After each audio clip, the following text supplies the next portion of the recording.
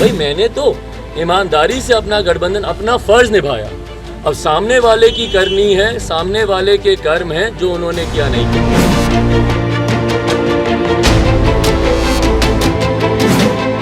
रामविलास पासवान की आवाज को दिल्ली में खाली कराया गया, सियासत बिहार की तेज हो गई। 2014 और 2019 के लोकसभा चुनाव में बीजेपी के साथ लड़ने और खुद को पीएम मोदी का हनुमान बताने वाले चिराग का अब मोदी मोह भंग हो रहा है। बीजेपी से चिराग की दूरियां बढ़ती जा रही हैं। मैं तो ईमानदारी से अपना जो सीख मेरे नेता मुझे देकर गए थे कि भैया जिस भी अलायंस में रहो सीमेंटिंग फैक्टर का काम करो, जोड़ कर रखो इस अलायंस को, ईमानदारी के साथ रहो। मैं तो विपरीत परिस्थितियों में भी ईमानदारी के साथ ही भाजपा के साथ रहा।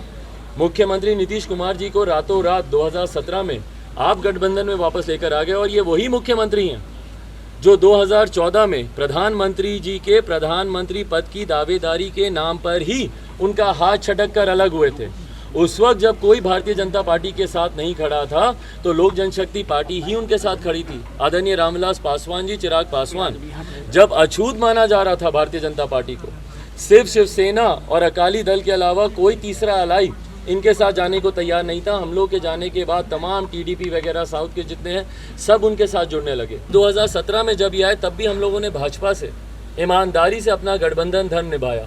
उस वक्त भी हम लोग असहज थे, अलग होना चाहते थे। प्रधानमंत्री अमित शाह जी ने, उस वक्त तत्कालीन भारतीय जनता पार्टी के राष्ट्रीय अध्यक्ष थे, वो मौजूदा गृह मंत्री, उस वक्त इन लोगों ने हस्तक्षेप किया और स्पष्ट कहा कि भाई आपका गठबंधन भाजपा के साथ है, हम लोग के साथ है, मुख्यमंत्री से आपको क्या लेना देना। हम लोगों ने तब से लेकर अभी तक विपरीत परिस्थितियों में भी भाजपा का साथ दिया। 2020 का चुनाव जब मैंने लड़ा, भाजपा के सामने मैंने अपने प्रत्याशी नहीं उतारे। तो भाई मैंने तो ईमानदारी से अपना गठबंधन, अपना फर्ज निभाया। अब सामने वाले की करनी है, सामने वाले के कर्म हैं जो उन्होंने किया नहीं किया।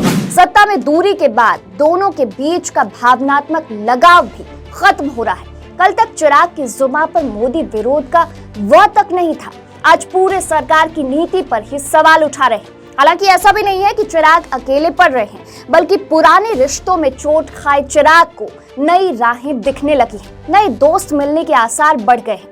दरअसल एक बार फिर तेजस्वी यादव चिराग के करीब आने लगे हैं। दोनों के पिता एक वक्त में राजनीतिक दोस्त रहे हैं और अब इस विरासत को दोबारा सियासत में आप आगे देखें तो आश्चर्य नहीं होगा।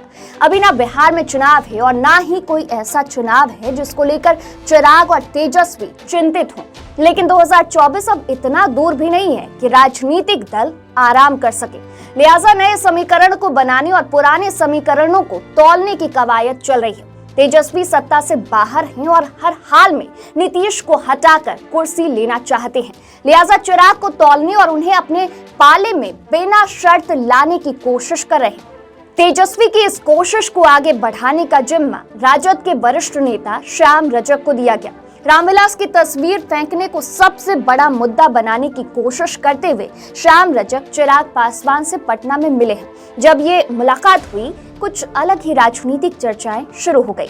दूसरी ओर चिराग पासवान भी तेजस्वी के प्रति नरमी दिखा रहे हैं और केंद्र सरकार पर खुलकर हमला बोल रहे हैं। चिराग ने कहा कि केंद्र में जो मंत्री बैठे हैं चाचा पारस जी, वे उसी सरकार में हैं जो सरकार ने मेरे पिताजी की तस्वीरों को फेंका है, पांव तले रौंदा है। चिराग ने कहा कि इस तरह के अपमान के बाद मंत्री पद के लालच में चाचा पशुपति पारस चुप हैं, जबकि तेजस्वी से लेकर मांझी तक दुख जता रहे। वहीं चिराग का एक ऑडियो भी वायरल हुआ जिसमें वे वैशाली के किसी कार्यकर्ता से बात कर रहे हैं और इशारों में आरजेडी उम्मीदवार को समर्थन देने की बात कह रहे हैं। यानी देखा जाए तो तेजस्वी और चिराग दोनों की तरफ से कदम आगे बढ़ाए जा रहे हैं, लेकिन अभी खुलकर हाथ नहीं मिला रहे। मंगलवार को जाप सुप्रीमो पप्पू यादव भी चिराग पासवान से मिलने पहुंचे।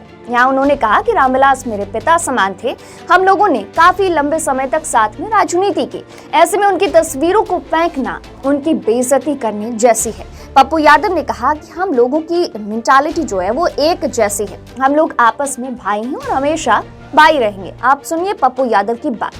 अरे भैया, चिराग मैंने उस वक्त भी कहा कि मेरा बहुत ही व्यक्तिगत और पारिवारिक रिलेशन रामविलास जी और मेरे रिश्ते बहुत ही पिता और पुत्र वाला रहा। राजनीति में ही नहीं, व्यक्तिगत और पारिवारिक भी हम लोग कोसी के में भी पारिवारिक बहुत अंतरंग रहे हैं और रामविलास जी के प्रति हमारा जो कर्तव्य है वो पुत्रवत रहा है।